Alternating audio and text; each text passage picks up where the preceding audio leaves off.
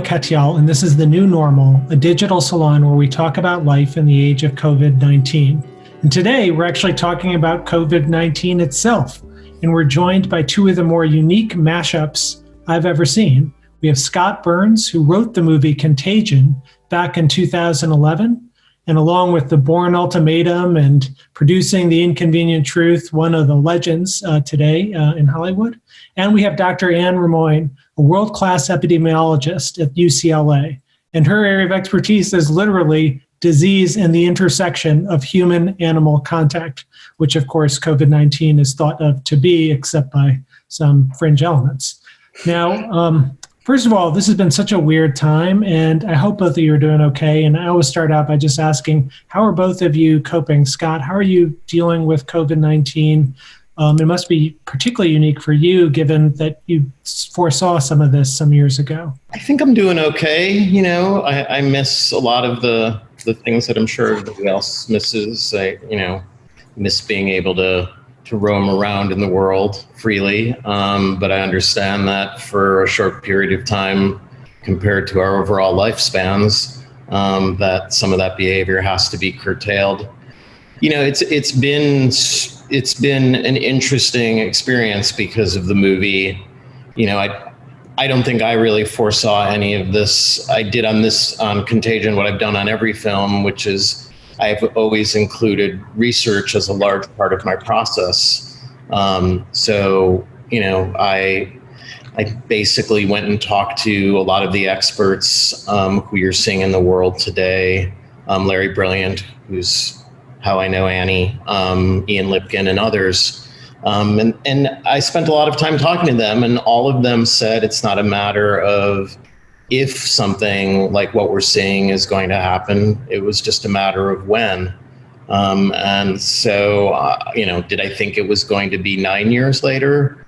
No, but, you know, I'm not surprised because I think it is a part of our world, and I think we are moving into an age of pandemics. Nanny, I want to definitely pick up on what Scott was saying a moment ago, but just first, just kind of how are you coping with everything? I, like Scott, miss the you know, day-to-day life and the you know, the life that we all had before this started.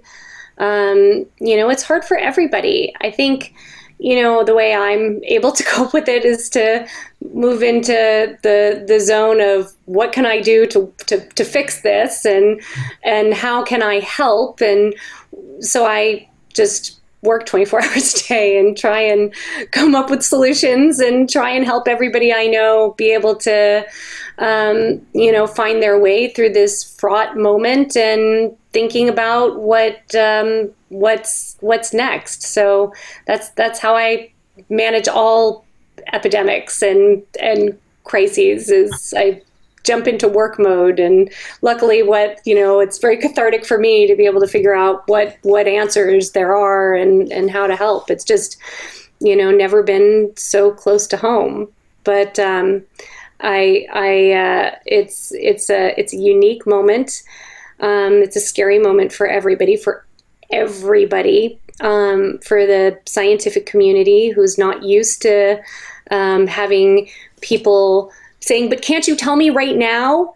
But I need to know right now. And to be able to have to explain that usually science takes, you know, years, decades to be able to sort out. And as fast as things are moving, they're still not fast enough.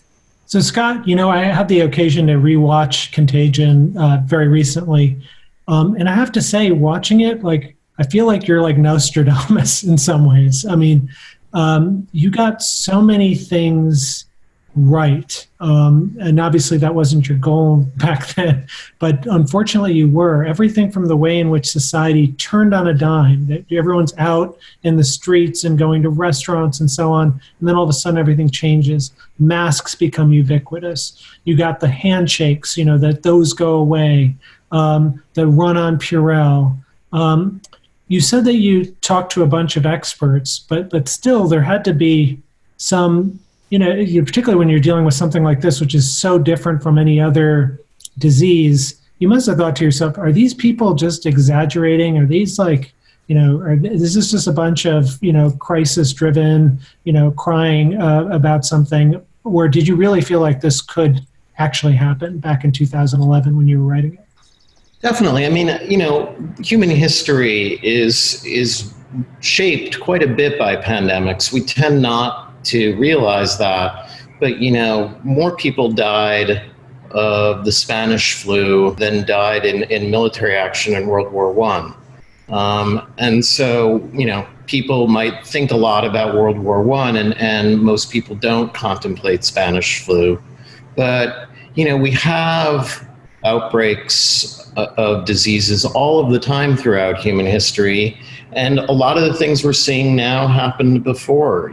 People thought at one point, unless I'm mistaken, that, the plague, the Black Death, had been, was blamed on Jews for a period of time. And so, even the xenophobia that we're seeing right now is something, when you look at human history, happened before. And it certainly was true, in my lifetime, with how a lot of the world looked at HIV for a while. And so some of these things you can study and go, oh, wow, this really does happen in society when these things appear on the landscape. And these diseases function, I think, as tracer bullets kind of through our entire system. And you see that, one of the things that we might call an underlying condition is poverty, is homelessness. And so, all of these things come to the fore when we're all confronted with this biological threat that is also, existential. And Annie, what do you think about that? I mean, did you feel like this was predictable? And I guess also, could you share a little bit of your thinking on the origins of COVID-19, given your specialty with animal-human transmission? Is that what it is, or is it some Chinese bioweapon, or what do we know about that? I mean, do you want me to riff on what Scott said first? Yeah. Because I actually have something very important to say about contagion and about all of this together. I have to say, in terms of Scott being so capable of understanding what, and kind of predicting so much of what is happening. I have to say, when Contagion came out, it was so realistic for many epidemiologists, and so reflected the kind of research and careful understanding that he did. And, I've spent my entire career trying to prevent pandemics before they start. And that's been my tagline. But in every lecture that I have ever given about pandemics to big and small groups, and Scott, I don't even know if we've talked about this, but I always go right back to, it's not going to be exactly like the movies, but there's some things that are very true. And I show both Contagion and Outbreak, and I say, look at the taglines. The tagline for Contagion was nothing spreads like fear. And the tagline for Outbreak was try to remain calm. And I just think that, what we're seeing today is just, I think that Scott was able to capture this in a way and really show us, what was going to happen in so many ways, in a way that nobody else has been able to do. And that he's kind of, in many ways given us a playbook of our imagination, and in a way, a scenario of what could happen. And so I think that in this scenario here, Scott, for so many of us, is somebody who is imagined a future that we can now kind of riff off of and think about in terms of, what we in some ways hope is our alternate reality, and in some ways hope that is our reality. And so I think that that's just like a very key, important point that I've been, wanting to just get out there and say in general. I just think that this is so important.